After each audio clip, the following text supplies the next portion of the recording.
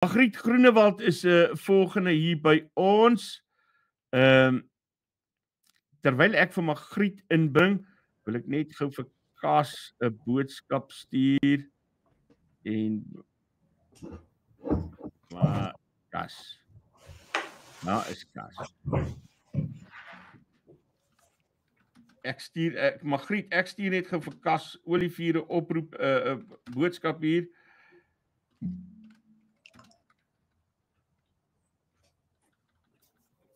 Was nou 'n lekker interessante gesprek. Ek het gou met 'n gewone dominee gepraat wat gewone lidmate moet lei deur buitengewone aansprake soos wat ons die afgelope tyd. Margriet Groenewald, jy is 'n kenner van sosiale media, jy bied kursusse aan. Miskien moet jy ons kan leer om Nuuspot ook so 'n bietjie uit te brei. Ja, lekker. Dit is so lekker en interessante program. En ek moet sê toe ek het nou eendag die live gekyk, jou eerste live wat jy gehad het, met Dani, en net uit 'n paar goedjies wat hy gesê het, het ek dadelik daarna vir my man gesê, ek vermoed heel moontlik dat hy vasgevang is in 'n algoritme bubble, en dis eintlik waaroor ek bietjie meer wil gesels vanoggend. Dis soos 'n mens wat vasgevang is in 'n algoritme. Ek wil hiervan hoor. Ja, ek dink dit is dis belangrik dat mense moet verstaan sosiale media en die aanlyn wêreld, en hoekom dit belangrik is want ons kom uit 'n wêreld uit waar alle publikasies was gereguleer gewees. So jy het jou joernaliste. Hulle maak seker dat die inligting wat ons kry geverifieer is, en jy weet, hulle mag nie net enige ding sê nie. En toe ewe skielik kom hierdie platforms wat ook 'n media platform is, soos YouTube en Facebook en Instagram. En hier kan enige mens sê wat hulle wil. Jy hoef geensins 'n kenner op 'n gebied te wees nie, jy hoef nie aan enigiets te voldoen nie. Jy kan basies sê wat jy wil. Maar dit is deel van die probleem, maar die grootste probleem is dat al die platforms beloon kyktyd. Nou jy sal self weet, met Facebook, met YouTube, met Instagram, kyktyd word beloon, en op die einde van die dag gaan dit weer eens oor geld.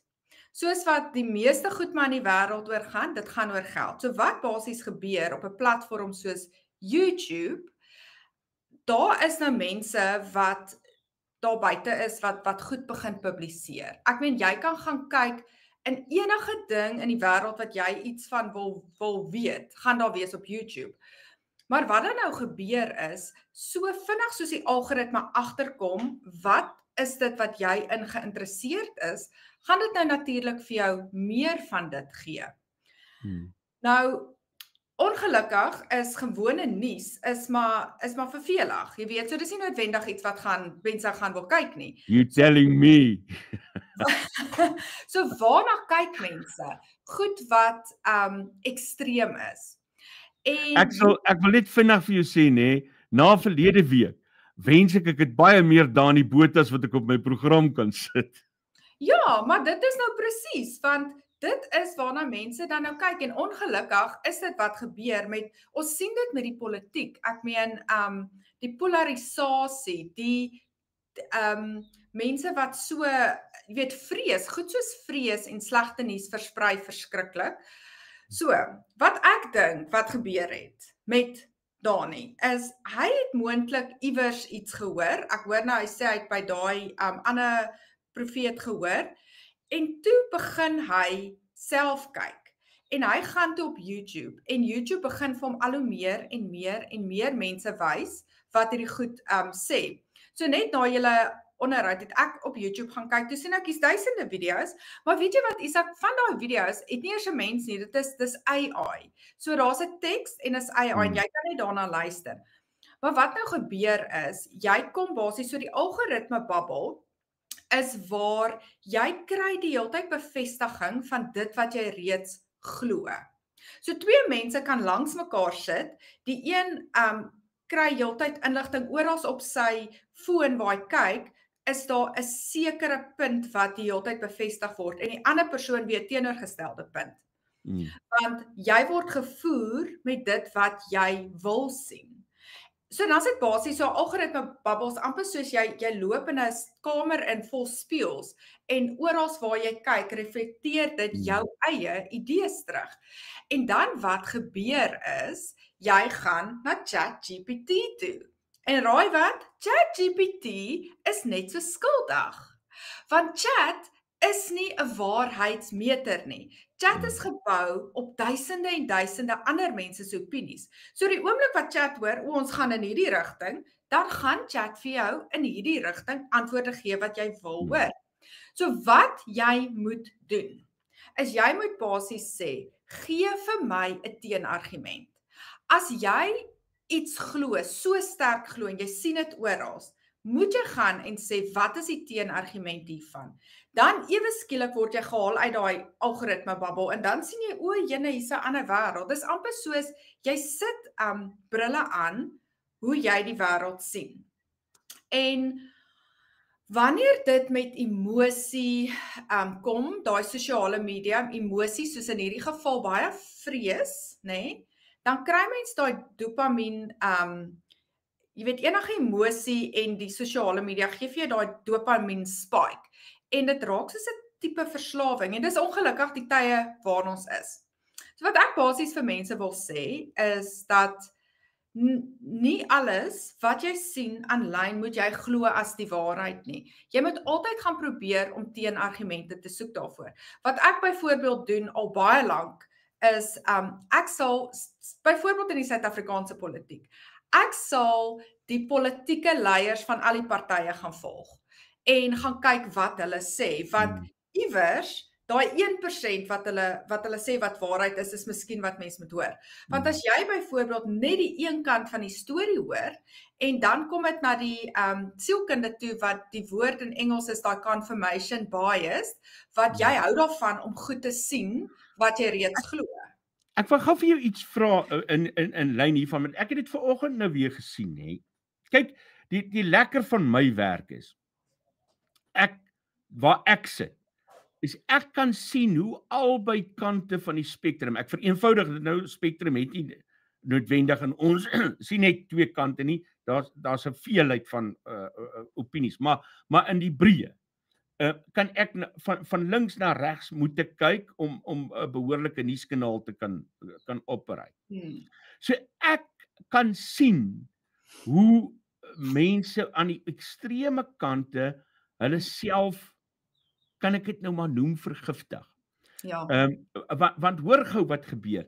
Ek kyk op X, nê, die teenstanders van Donald Trump pos goed soos om te sê, het jy nou net gesien wat Donald Trump gedoen het?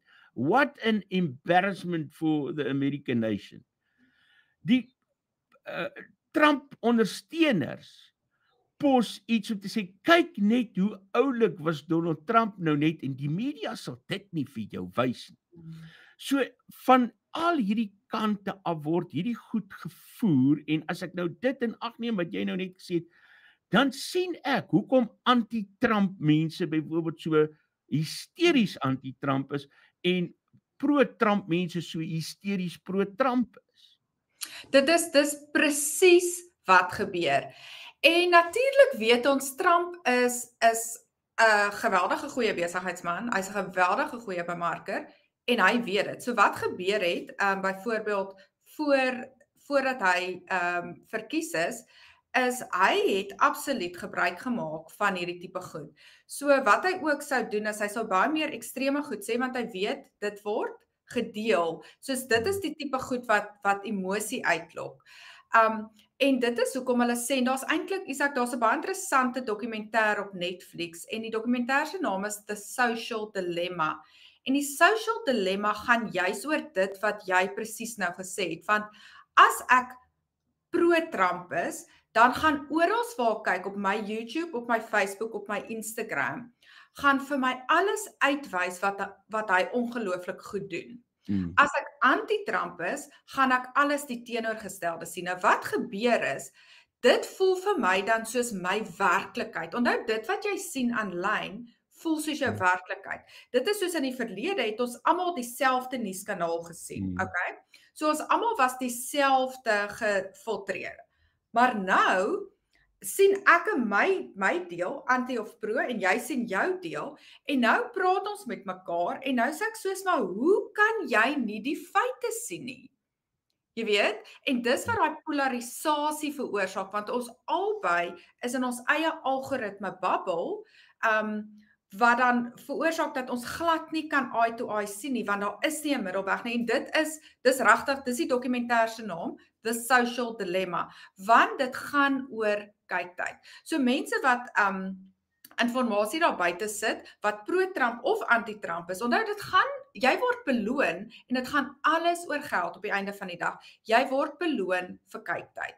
En hoe meer ekstreem mens kan raak, hoe meer geld gaan jy maak.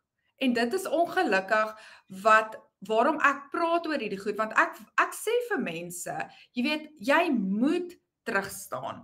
As jy byvoorbeeld in die politiek is, gaan kyk al twee kanale, want wat op jou, kyk ons is, ek dink 3 of 4 biljoen mense, byvoorbeeld op Instagram, nie 2 mense sien op enige tyd dieselfde feed nie. So ons almal word basies soos afgedruk in 'n rigting in, maar dit gaan eintlik oor wat ons reeds glo, gaan ons weer van kry, en ons gaan daar bevestiging kry. En dan wat interessant is, wat ons nou 'n bietjie verder gaan, is die brein hou daarvan om patrone te sien. So, as jy byvoorbeeld nou gaan ry, en ek sê vir jou, kyk na die rooi karre. Ewe skielik gaan jy heeltyd om jou rooi karre sien. Ek onthou nogal, hierdie was iets wat ons op universiteit gedoen het in bedryfsielkunde. So al wat jy gaan sien is rooi karre, dan gaan jy dink, maar ek het nooit voorheen 'n rooi kar gesien nie. So jou brein filtreer alles anders uit. Nou met hierdie wegraping en die syfers en die goed. So enigiets wat moontlik vir die brein gaan inpas in hierdie patroon, gaan jy sien as 'n teken, en dit is ook waarom, jy weet, ewe skielik hierdie syfers en hoeveel letters jy weet, daai goed, jou brein sien dit as 'n teken, omdat jy klaar, so jou brein wil bewys dat dit wat jy glo waar is. Ek wens ek kan langer met jou hieroor gesels, maar ek moet nou met professor Johan Rousseau ook gesels. Maar ek gaan beslis weer met jou gesels. Lekker, ons kan lekker gesels. Want daar's 'n klomp ander goed oor sosiale media wat ek dink belangrik is om in 'n nuusprogram soos hierdie te bespreek. Ja, ek dink veral aan slenters wat ek baie oor praat, en veral hierdie tyd, mense word so maklik gevang. So basies net om af te sluit, onthou net, wat jy sien aanlyn is nie die volle waarheid nie. So gaan maak altyd seker, jy kry 'n teenargument daarvan, moet nooit glo dat dit die volle waarheid is nie. Margriet Groenewald, baie dankie. Dit was regtig lekker om met jou te gesels, en asseblief, ek is so bly jy het met my kontak gemaak, so ek gaan jou beslis weer nader, want daar's nog baie om oor te gesels. Groetnis. Dankie Isak, dankie luisteraars. Dis Margriet Groenewald, sosiale media kenner, en net hierna gesels ek met professor Johan Rousseau. My fellow South Africans, welcome to the State of the Nation. We've got an important announcement. Make like you make. When you make something, not when you break something. Thank you. Julle, wist die julle waarvan jy praat? Wist die julle wat jy die goed breek? Wist die julle, ons maak die goed reg ook, ons breek nie net alles nie. Madam Speaker, point of order. Bahlali basemzansi, sizonke siluwisana, nobukubengu asibhabhanika izandla. Let's rebuild South Africa together.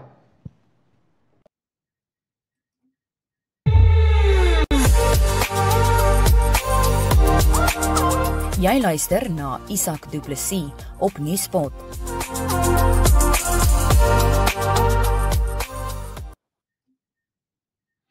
Dit is 7:45 hier op Stroom op, mense. Ek is bewus van die feit dat my beeld 'n bietjie groenerig is vanmôre. Daar's egter niks wat ek op die oomblik dan kan doen nie. Ek het nie 'n tegnikus of iemand wat my kan sê, ek kan nie nou knoppe gaan draai nie. we stick to what we have. Ek sal na die tyd sal ek gaan kyk hoe en wat verander moet word. Ek dink die belangrike les, dink ek dalk vanmôre uit Magriet se praatjie uit, is moenie jouself so maklik glo nie en moenie die ander mense so maklik glo nie.